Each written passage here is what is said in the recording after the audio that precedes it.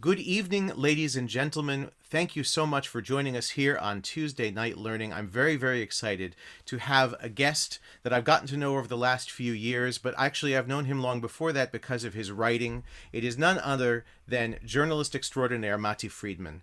He's an award winning journalist and author, born in Toronto, but we won't hold that against him, based in Jerusalem. He's currently a contributor to the New York Times op ed section.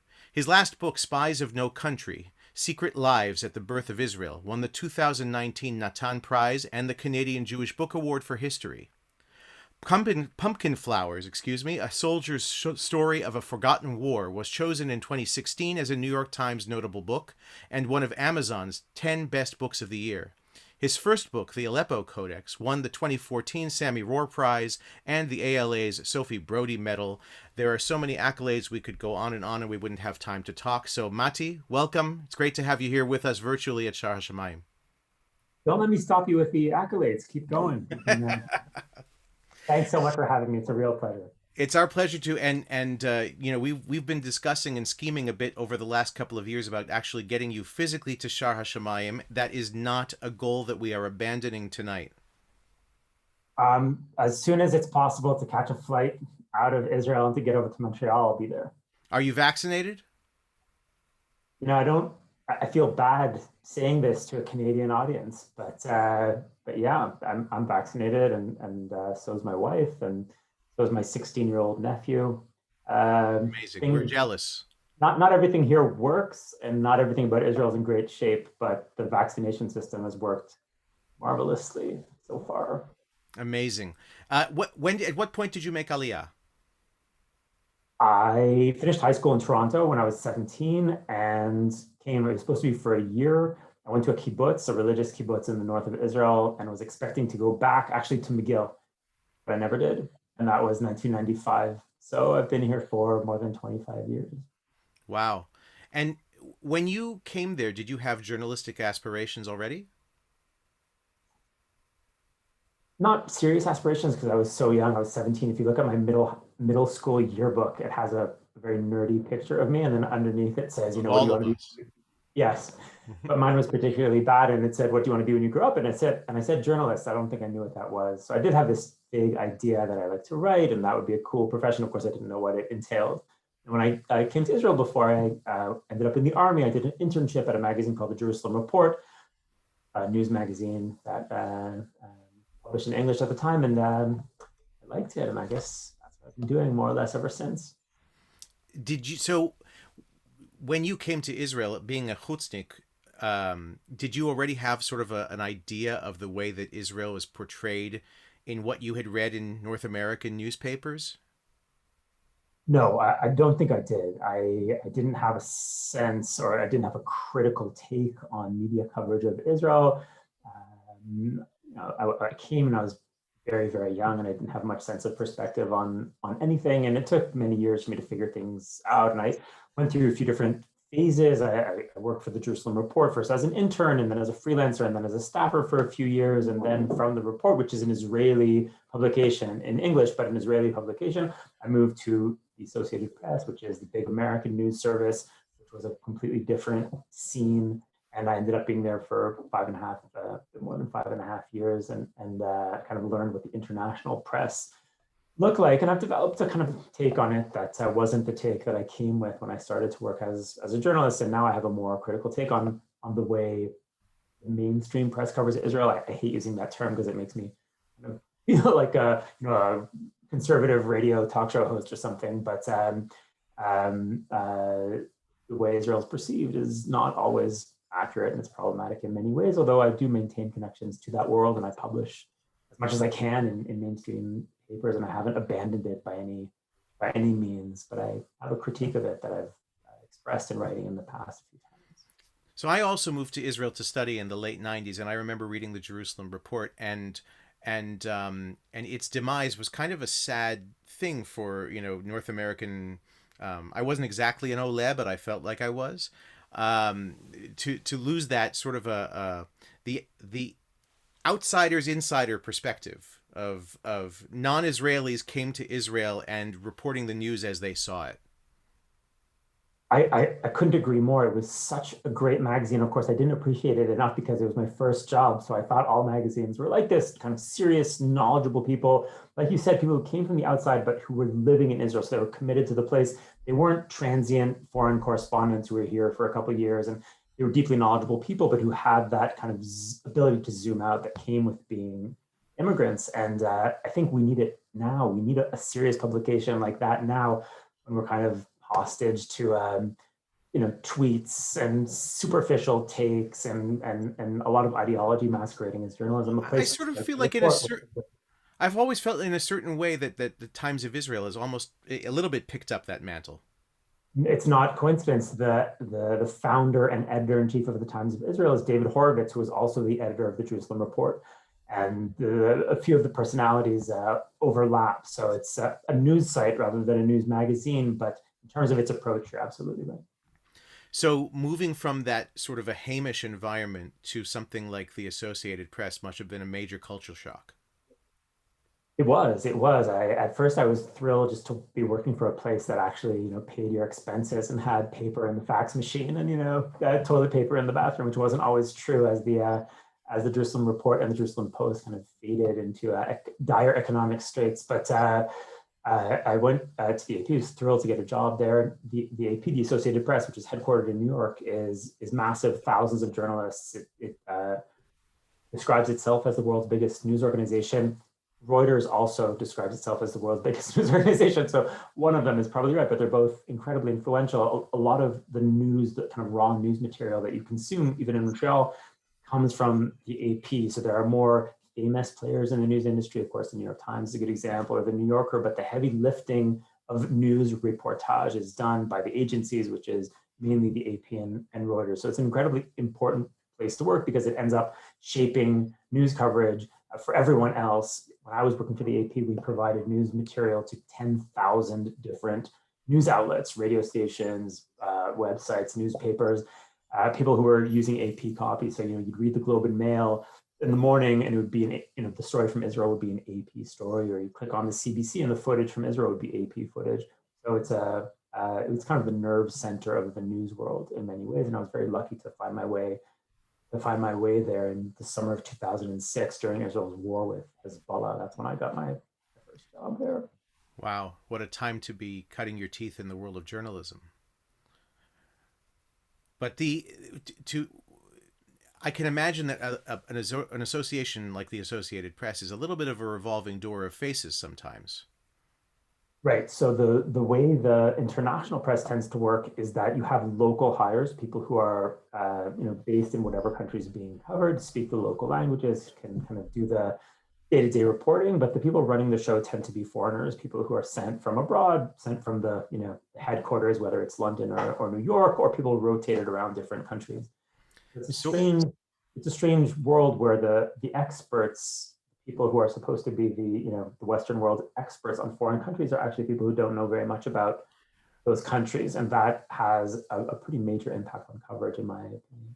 well, that's exactly what I was getting at. That the Jerusalem Report, Times of Israel type coverage of Israel is very much an on the street with the pulse of the people in the cafes, as opposed to the Associated Press teleview from a long, long distance with a long range zoom lens. I'm just trying to remember what a cafe is. That Exactly. sounds familiar. Kafit. Do you remember Kafit? We used to go there once in a while. It's Yeah, I pass it. I pass it a lot. It's no one's sitting in it. It's it's quite amazing. sad. It is, it is, it is. But hopefully it'll all be back soon. But yes, absolutely. I mean, there's a big difference between covering the country where you live for people who are either here or deeply connected to it, and covering it for people who don't know very much at all and who have a very simple idea of what's going on. So you have to kind of play ball with their simple idea of what's going on.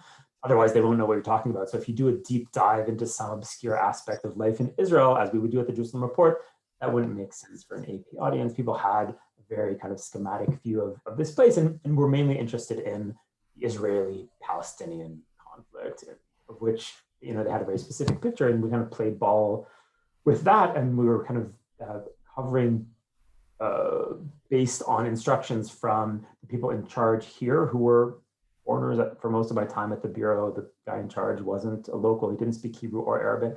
And he was taking orders from editors in New York who were reading, the New York Times on the subway into the office from Brooklyn in the morning, and they would see what the Times is reporting or see what Reuters was reporting, and then tell us to report the same thing. So it creates a bit of a thought bubble that has an internal kind of consistency and does match what readers are expecting, but has very little to do with what's actually going on in the country. So that expected viewpoint is something that you're told that it's a line that you have to toe when you're there. Yes, I mean, we often would get criticized by people who didn't like our coverage, and people would kind of come after me as the reporter, come after other reporters. But when I critique the way that the press works, I try, if I can, avoid it, never to critique an individual, because the reporters don't have the kind of freedom that readers imagine. When you're writing for a big news organization, you're not really like a driver who's driving around a city. You're like a guy shoveling coal on a train. So the track has been laid. You don't decide where the track is. You can just shovel coal a bit faster, a bit slower, but you don't decide where the train's going to go. The story is set. There's a story that people want. There's a story that your bureau chief wants, that your editors want. You have to provide that story. You slot different pieces of information that you get into that existing narrative framework, but you can't create your own narrative framework. And if you try to, you're going to run into a lot of trouble, as I eventually did, and had to leave. Basically. So tell us about that. Eventually, I just couldn't reconcile the story that I was writing for international audiences and the country I was living in. They were so different that I couldn't really, explain to myself what I was doing. I would, sit down at the bureau. I'd write a story about, whatever Netanyahu said that day or whatever Mahmoud Abbas said that day, and I'd look out the window at a completely different country that had nothing to do with what I'd just been writing. So there were many reasons to stay at a big, news organization like the AP. Good news jobs are very hard to find. They're harder to find now than they were then, but even then it was pretty lucky to get one, and there were a lot of reasons to stay, but I couldn't. I felt like I was doing an injustice to the place where I live, and also doing an injustice to the profession that I chose, which was to be a journalist, which meant writing or describing the country as I saw it and not as someone else wanted me to see. Do you feel that some of these issues are at play as well with the televised media? In many ways, I think it's even more extreme with the televised media, because the frameworks that you have to work with as a reporter are much smaller. So when I was I was writing for the AP, we used to complain about only having 600 words in a news story, 800 words, 500 words. That seemed short, but TV reporters have to provide, they have to kind of wrap reality into a 90-second spot, a 60-second spot. It's incredibly short. It's very superficial. It's very heavy on visuals. So you can really only report things that you can see on a video. And that, of course, limits what you can say. The complexity of the world, not just in Israel, the complexity of any place in the world does not fit into 90 seconds on TV. And it doesn't fit into a 600-word news story. And it certainly doesn't fit into a 280-character tweet. The world can't really be explained like that. And you can just think about Montreal, just to take an example of a city. I mean, what's the Montreal story in 90 seconds? Hard to say. Montreal's Leonard Cohen is great. The Canadians are not great, and our bagels are the best. And it's very, very cold. Right. I mean, a city is a complicated place, and you did an admirable job at making Montreal more simple than most cities. Countries are complicated, places are complicated, people are complicated, and what Western audiences tend to get from foreign countries is a very simplified story that reporters tend to think of as the story. So what's the story in Russia, for example? It's Putin. That's what Western audiences know about Russia. What's the story in Mexico? It's cartel violence. Every country has a story, and here the story is the conflict. Of course, there's a lot more going on here, and even the conflict isn't really what people imagine that it is. And if you're going to be forced to provide this kind of superficial coverage in very short frameworks, I felt that I just wasn't going to be able to be the kind of journalist that I wanted to be. So I had to strike out on my own and find other ways to write. So what did that mean? You left the Associated Press and you did what? I left the AP. This was the very end of 2011, and I briefly worked at the Times of Israel, which was just being set up. But pretty soon I just became an independent journalist, a freelancer. My first book was published the next year, the Aleppo Codex, which was an investigation into the fate of what might be the most important Jewish manuscript, the Aleppo Codex. Wait, you didn't write the Aleppo Codex? No, that was God. God wrote the Aleppo Codex.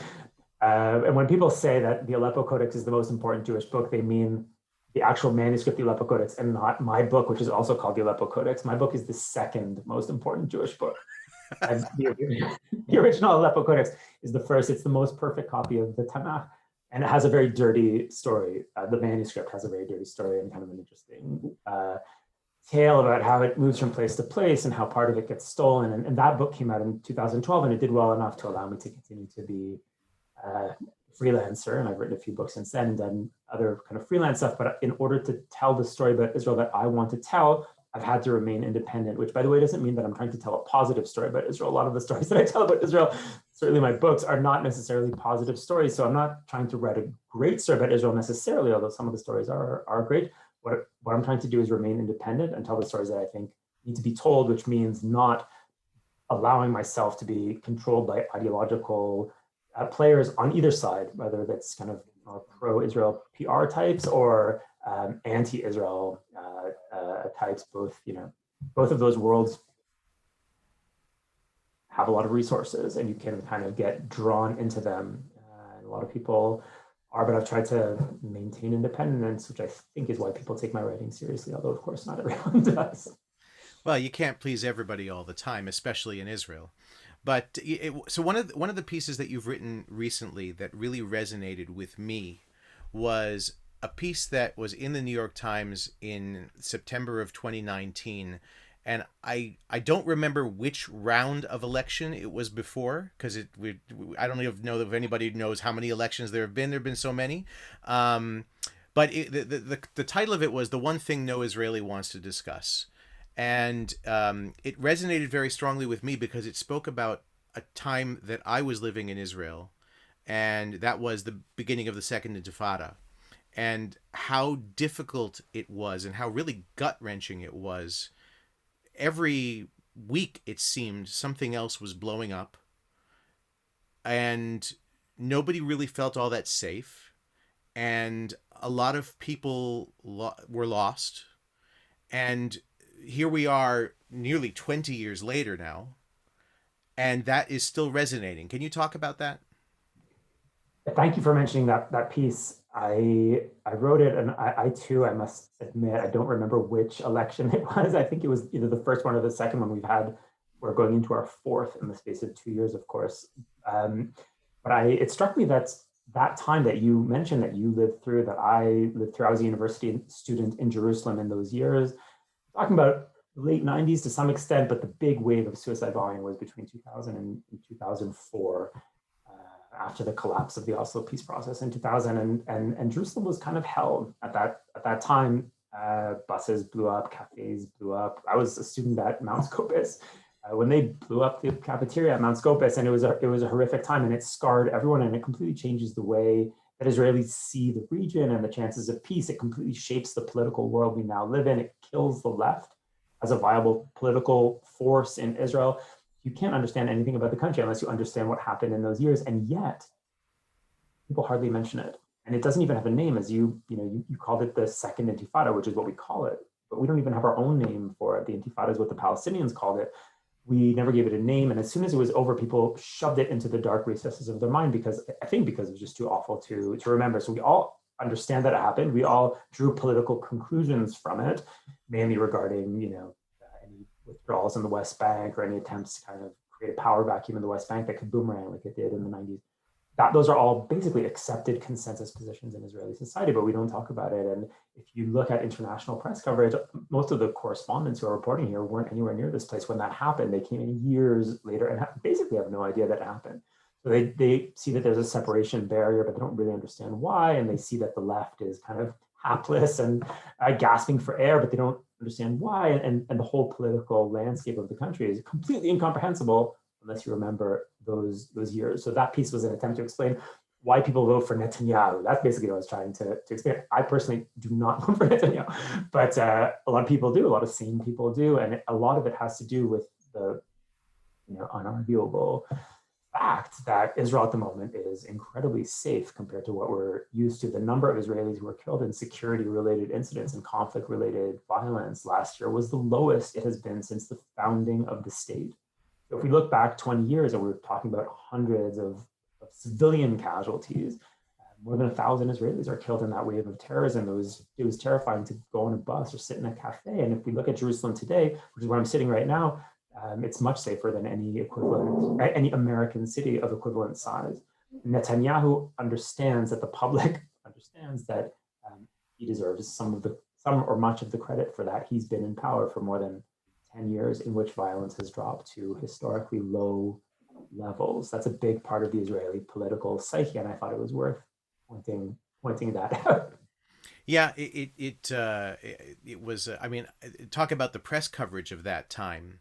I had relatives and friends calling me from the States saying, "Leave now. You have more to live for." And I said, "I'm sitting at Kafit. Yeah. I'm having a coffee, and I'm here with my friends." And but there were plenty of nights that I would go to bed and I would hear mortars from the Shtachim. And my best friend to this day grew up in Alon Shvut. So when I moved to Montreal, my daily phone call with him was the trip to and from Gush Etzion, when he would drive through Kfish HaMenarot, through the tunnels, and I knew at a certain point I was going to lose the signal from him, and I had to hold my breath for about 90 seconds to hear whether that was just because he was going through the tunnel, or did someone take a shot at him while he was driving along the road. Right. Absolutely. The Tunnels Road was one of the kind of hot spots of that time, and people who were living in the Etzion block south of Jerusalem were, risking life and limb to get back and forth to work. And it was a wild time. And people, even kids, I think, Israeli kids who were born around that time or born after that time, can't really imagine what it was like. But you really can't understand anything about our politics right now without understanding that, because we're still very much in the shadow of those years. So that period of time also led me to another observation as a North American living in Israel, and that was that I had come from this culture really of political apathy. It's only in the last election that the sense of political literacy has reached this, and activism has reached this fervor pitch amongst people who are younger. But when I was growing up, the voter turnout rates in the States were terrible, and I felt like most people sort of had, as you said, all they knew about Russia was Putin, and so all they knew about the U.S. was X, and that was really all they could talk about. Whereas the level of literacy, whether it was about political issues, current events, news, and so on, with Israel was so much higher, because people felt that their lives depended on it, and the lives of their children who were serving in Sahel, and the motivation was totally different to be politically literate and au courant with the news. Absolutely, everything's so immediate here. And I grew up in Canada. I lived in Toronto until I was 17. And in politics in Canada, maybe it's changed, but politics seemed very theoretical. I mean, who's the prime minister? Who cares? That was our general attitude. But here it's a matter of life and death, quite literally. And because of the army, because the borders are so close, because the security situation is so unsettled. So people, I remember coming, and people were going to protests. I came in the mid 1990s when the Oslo peace process was really happening, and it was controversial, and there were protests for and there were protests against, and it was exciting. And it still is, although the political scene has changed here and people are frustrated, to say the least, with the way politics here have played out, and people feel much more helpless today than they did at that time. But it's still a much more electric place politically than any other place that I've ever been, certainly more so than Canada. So if you had to put your pundit hat on, we're weeks before an election. Is it going to be number 5, or is this going to be it? You mean put my idiot hat on and make a prediction that you're going to be able to replay in a few weeks and say, Matti, what the heck are you talking about? One thing I've learned as a journalist here is never predict anything. Certainly, one of the trends that is kind of undeniable is that the left has ceased to exist as a potent political force. the Labour Party is in the single digits, up, although they're up in the polls from 0 seats a couple months ago to 6 or so now. So that's not bad. But this is the party that ran the country 2 decades ago and founded the country, of course, and that's quite a big change. The game in this election is between the right and the center right and the center. The left has really been completely punched out of the box, at least for now, and which is unfortunate for someone of my own political sympathies, but that's definitely the case. And I think here too, it's still the aftershocks of Oslo, the aftershocks of what happened to those hopes for peace in the 1990s, and what the outcome of Israel's withdrawals ended up being, which was this wave of terrorism that just killed the left for a generation, and that's very much what's happening in this election. The big question for everyone here, and the way the election is being framed, is will Netanyahu, pull it off or not? He's the ultimate political survivor. He's a political genius. He plays the game like a puppet master, and he's always got another trick up his sleeve. And a lot of people would love to see him gone, and he has a very devoted base of followers. And a lot depends on turnout. A lot depends on the pandemic situation before the election. Are we going to have another lockdown right before? How people are feeling? Are people ready for a change? Are people worried about risking a change? It's hard to say, and I wouldn't even venture a guess. Things in the polls look really too close to call, and it could go either way. How about the other impending election, the talk of a Palestinian election? I wouldn't hold my breath for that one. That might happen. The last election, last presidential election was, if I'm not mistaken, 16 years ago or so. And Yes, the it's election. our mutual friend Hillel Neuer always tweets out the congratulations to President Abbas on the 16th anniversary of his 4-year democratically elected term. Right. So it's if we think our politics are dysfunctional, we can always look at all of our neighbors, not just the Palestinians, and feel better. For that election to happen, Hamas and Fatah have to work something out. Functionally, the Palestinian territories are governed by 2 rival bodies who disagree with each other almost as much as they disagree with us. And the chances that they're going to actually be able to get it together enough to have an election are low, but not non-existent. They might pull it off. I hope they do. I think it would be kind of rejuvenate things. I would like to see Palestinians with some kind of dynamic leadership that might be more forward looking. Whether it's going to be to a peace agreement, I highly doubt it. But something needs to move. We need new leadership, and so do they. Do you think that some of the actual codification of relationships with some of Israel's neighbors changes the rule of the game at all in terms of the prospects for peace with Palestine? I think not in the short term, but I think the moves that we've seen with the Gulf over the past couple of months have been incredible. I mean, really, really dramatic. And I'm not someone who would say that easily. I've been around the Middle East for too long to get excited about just anything. But I just wrote a story for the Times from Dubai. I traveled there a few months ago. The story came out a few weeks ago, and it's about an Israeli technology that's connected to date trees and agriculture. And I went to the airport. There was a brief window in the COVID restrictions. I went to the airport, got on an airplane, and flew over Saudi Arabia to the United Arab Emirates as if it was nothing. That was completely unimaginable 7 months ago, 8 months ago. And now it's just something that exists. Israel has relations with the UAE, Israel has relations with Bahrain, Israel has open relations with Morocco, which is huge for Israelis because 1/6 of the Jews in Israel are of Moroccan descent. So something really exciting just happened. It's been buried, amid this other craziness that we've had this year with the pandemic and with our own political dysfunction. But there are exciting changes afoot in the Middle East. There's a realignment of interests that we're seeing in the Middle East, where many of the Sunni countries no longer view Israel as their primary opponent. They are much more worried about the Iranians. And they look around the region and try to figure out who's a useful ally. And they see Israel and they say, you know what?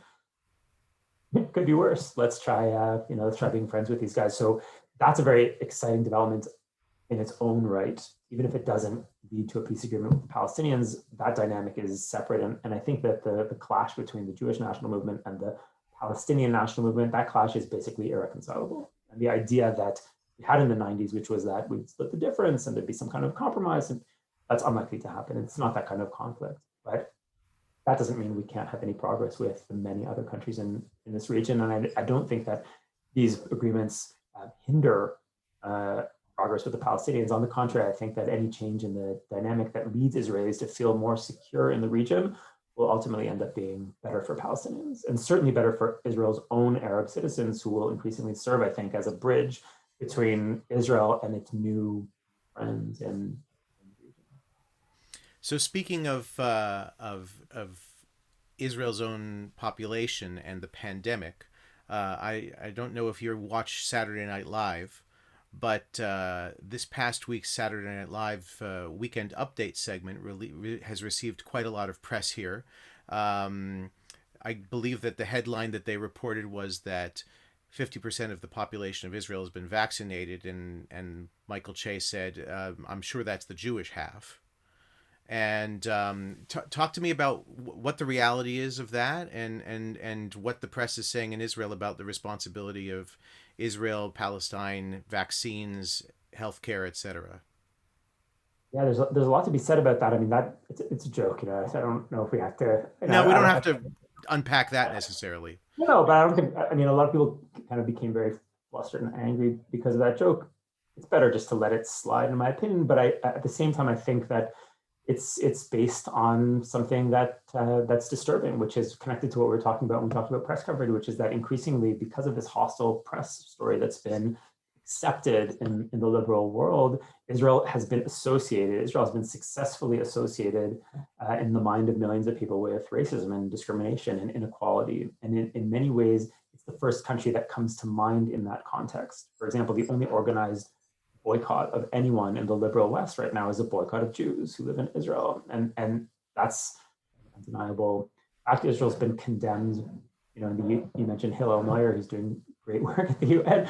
Israel's been condemned by the UN Human Rights Council not more times than any other country in the world, which would be crazy, but more times than all other countries in the world combined, as the world's premier violator of human rights. And that is deranged, of course, but it has been successfully promoted in the West to the extent that anyone looking, for a guy looking for a joke on Saturday Night Live, looking at Israel's successful vaccination, the first joke that's going to come to mind is a joke about racism. So if Israel's doing this, the joke is going to be a joke about discrimination. And anyone who knows what's going on in Israel knows that's not true. A fifth of our citizens are Arab Muslims, and they're being vaccinated like everyone else. I live in a city that's 1/3 Muslim.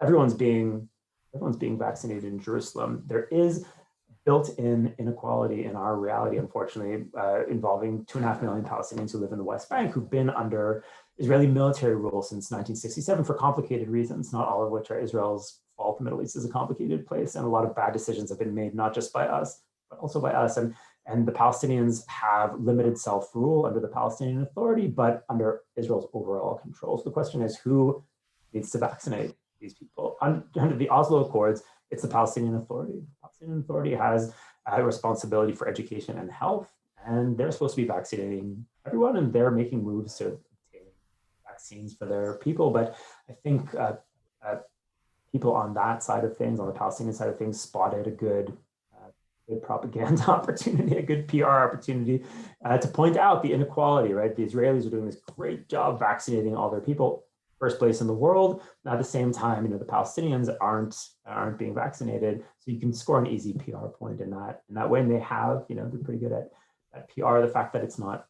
true or is a kind of a gross oversimplification of the situation here, that requires a deeper understanding of politics here, which is a lot to ask of a comic on Saturday Night Live. Okay, that's not his job. Unfortunately, I think it ends up being a lot to ask also of many supposedly responsible and knowledgeable Western correspondents who claim to be experts on this place. So you mentioned PR. It's always something that strikes me with a sense of befuddlement. How is it that our PR is so bad? We have so much intellectual brain power in so many different areas of the world, whether it's science, technology, finance, any number of other different things, whether we are thought to control the world or actually do. But how do we fail at PR? Is it that there's just too much to work against? My conclusion, having been in the press world and having thought about this a lot, is that it doesn't. Let's put it this way: if we had 100 Oxford educated, Real beautiful educated. spokeswomen, making our case in the smartest way possible to the world, it wouldn't make a difference, because the story about Israel isn't really about Israel. And in a weird way, it has very little to do with us. And I think if we try to understand the story, it forces us out of the world of journalism and into the world of, I guess, history or philosophy. And we have to think about the way Jews appear in the mind of the Western world over many, many centuries. What's the role of Jews in these societies? Why do these hostile obsessions with Jews keep cropping up in different forms over many, many years in many, many different places? And the answer is that there's a mental illness that's common in Western societies, which is that you spy a problem that exists in the world. You illustrate it by using Jews. So, let's say you see capitalism as the problem, then you think that the bankers are Jews. And let's say you think communism is the problem, then you think the Bolsheviks are Jews. And if you think racial impurity is the problem, then the symbol of racial impurity is going to be a Jew. Let's say you think Christianity is the solution, then the anti-Christians are going to be Jews. And let's say you're a universalist, and the Jews are going to be tribalists. Let's say you're a nationalist, and the Jews are going to be cosmopolitans. It's whatever you don't like, you identify as Jewish. And the animating idea for liberals in the West, and I would certainly place myself in that group, by the way, these days it isn't communism, it isn't Christianity, it's human rights. That's what you're supposed to believe in if you're a liberal Westerner. A beautiful ideal, of course, and I believe in it myself. But it's kind of hard to escape the fact that the country or the group of people that's being held up as the opponents of this ideal, the only country being boycotted, for example, is the Jewish country. So this story, in my opinion, doesn't exist in the world of the press. It exists in a much deeper layer of the Western psyche, which is why it's covered to an extent that is unlike any other news story. When I was a reporter here for the AP, we had more reporters here than we had in China. We had more reporters covering 14 million Israelis and Palestinians than we had covering 1 billion people in China. That was pretty standard. So the intensity of news coverage is unlike anything else. The duration of the news story is very unusual. Other foreign stories peak and fade. That's the way a foreign story works. Yugoslavia in the 90s is a good example. Everyone's really interested in that for a few years, and then it goes away because that's the way stories work. The Israel story never fades. And of course, the response to this story is unlike the response to any other news story. So, the Russians can invade Crimea, but security at Russian Orthodox churches in France does not have to be increased when that happens. But when Israel acts in Gaza, security at synagogues across Europe and in some cases in North America has to be increased. There's a completely unique reaction to this story because it's a completely unique story. It's not a news story at all. It's a morality story that hits the Western world at a very deep level of its brain. And that's why I don't think that PR matters, because it's not that kind of story. It's not that people are waiting for an explanation. This is a story that people need. They need a focus for their animosity. They need a way to illustrate problems that they see. The story has found usual suspects, I guess, in many ways, kind of a familiar antagonist for Westerners. And I think that we have to understand the story in that way, not as a news story where there's a few mistakes that could be corrected if we only had better spokespeople, which of course I wish we I wish we had anyway. Any initial reactions to I guess the impressions of what Israel and the U.S. is going to be like during a Biden administration? The question, I think, has a lot to do with who our prime minister will be. I think that if Netanyahu makes it through this round of the elections and heads into the fifth round of elections in a few months, it could be rockier. There's a lot of baggage for Netanyahu, having been identified as so close to the Trump administration and having really thrown his eggs into the Republican basket in many ways. And now he's trying to move back, of course. But a lot of damage has been done, and I'm not sure how easy it's going to be. I think that would be much easier for a different Israeli prime minister, even if it were an Israeli prime minister from the right, just someone who doesn't have the personal baggage with the Democrats. Having said that, Joe Biden's a known quantity here. He's, not someone who just appeared out of nowhere. He has a long relationship with Israel, and has, I think, a generally sympathetic take take on the country. And I hope that our leadership handles that relationship well. Where they're dealing with a very fraught political situation in America, where the whole idea of bipartisanship is either dying or dead. Israel used to be a bipartisan issue, and the Israeli government had good ties with Republican administrations and with Democratic administrations, almost to the same extent. If you ask Israelis, which American politician they love the most, a lot of people will tell you that it's Bill Clinton. People here traditionally loved Bill Clinton because in the years of also peace process, he really gave people here the impression that he cared about them and worried about them and had their back. And that's one of the reasons that Israelis could make risky moves in the Oslo years because of Clinton. Of course, Clinton was a Democrat. So the average Israeli doesn't understand the difference between Republicans and Democrats and doesn't really have a handle on the internal issues that animate American politics. If you take, all big red button issues for American voters, basically all Israelis are Democrats. We have state health care, we have tight gun control, we have a generally progressive attitude toward LGBT people. Abortion is legal and funded by state health care.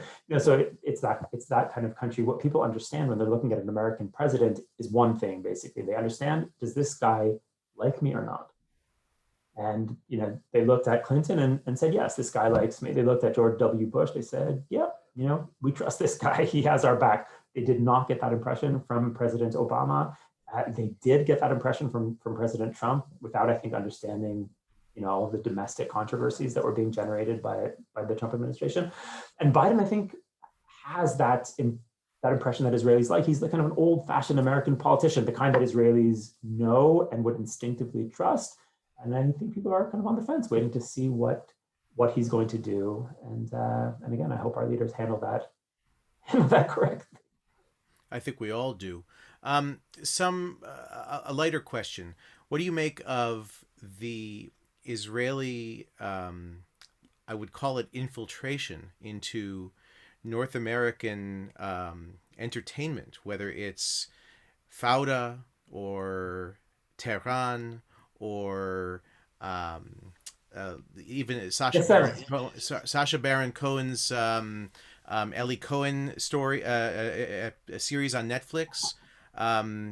What do you think this does for North American or diaspora in general perceptions of Israel? Sure, you're forgetting Shtisel, which yes, Shtisel is wonderful.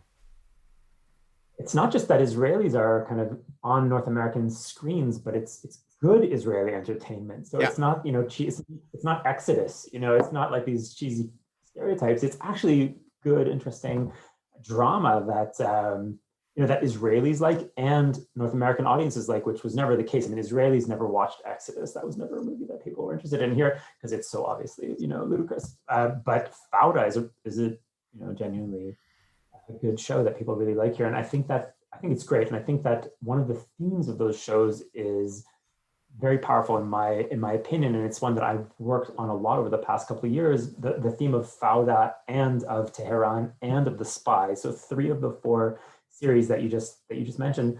The theme of those shows is the secret Middle Eastern soul of Israeli society.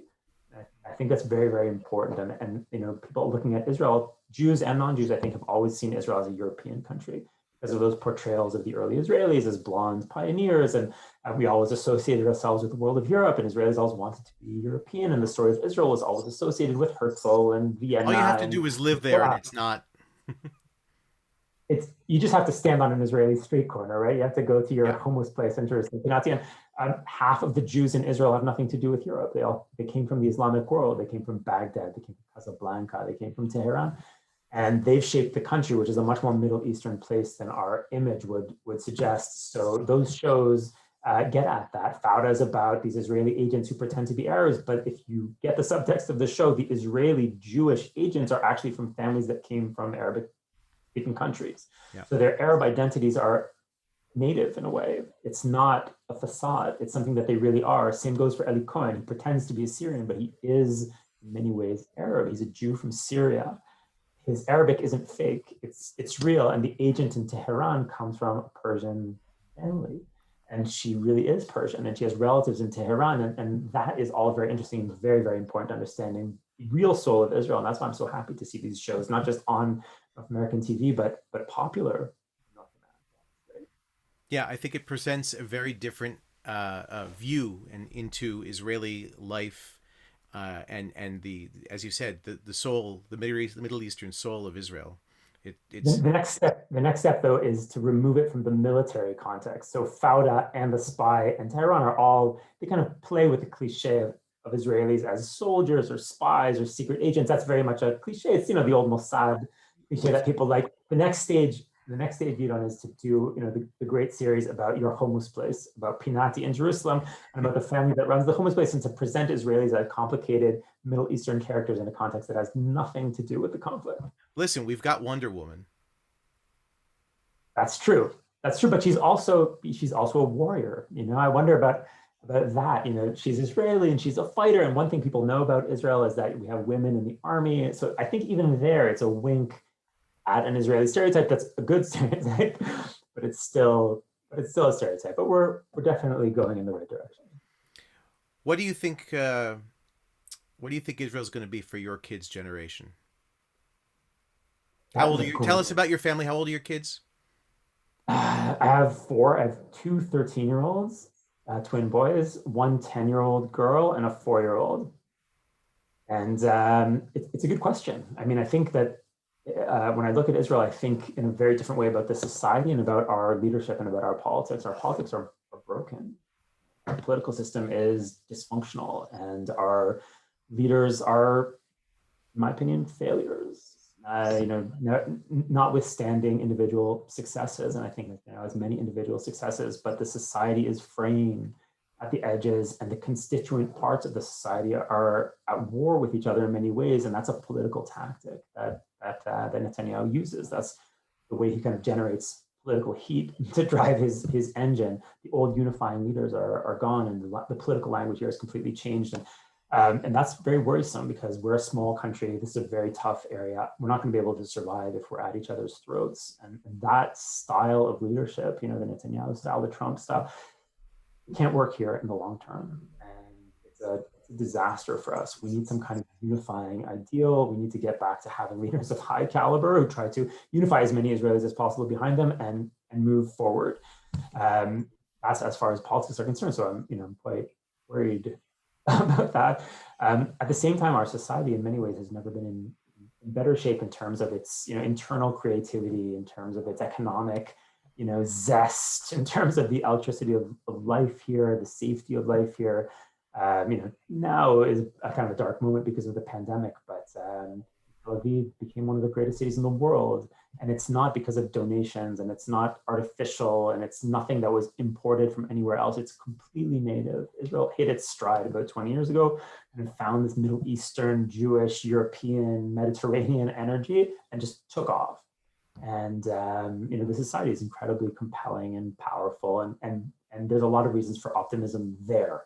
You look at the creativity in our society. Unfortunately, none of it's in the political system, but a lot of it's in tech, and a lot of it's in cinema, and a lot of it's in art, and a lot of it's just in the life of the street in Jerusalem or Tel Aviv. So the country's an incredible success story in many ways, and I just hope we have the smarts and the wherewithal to maintain it for another couple of generations. I hope so too. Any upcoming interesting projects on the horizon for you? I have no choice. I have to keep the projects coming because I got to feed those four kids. They just, they keep eating and eating. I have a few articles, on the go all the time. I just did that article for the Times about dates in Dubai, kind of a way of looking at normalization through a weird angle.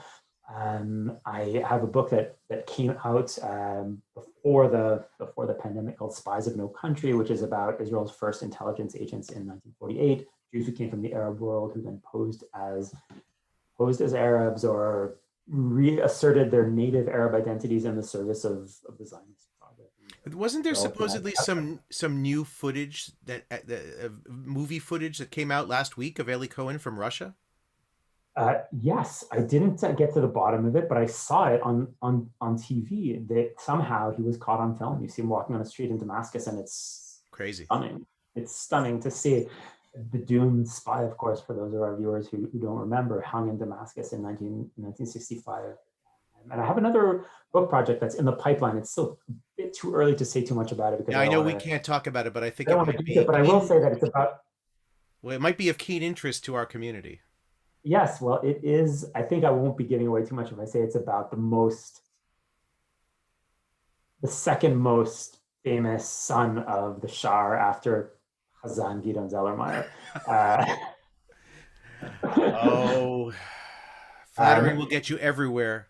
and a moment of extreme peril in this country. So it's an attempt to kind of talk about an interesting moment in Jewish history of Israel diaspora relations, and a moment I think that allows me to explore my Canadian my Canadian soul, which has been dormant for many years since I was 17. So that's coming soon, and maybe we can talk about it again when it's a bit closer to Oh, the. we will. Believe me, we will, because it's something that will be very exciting to people.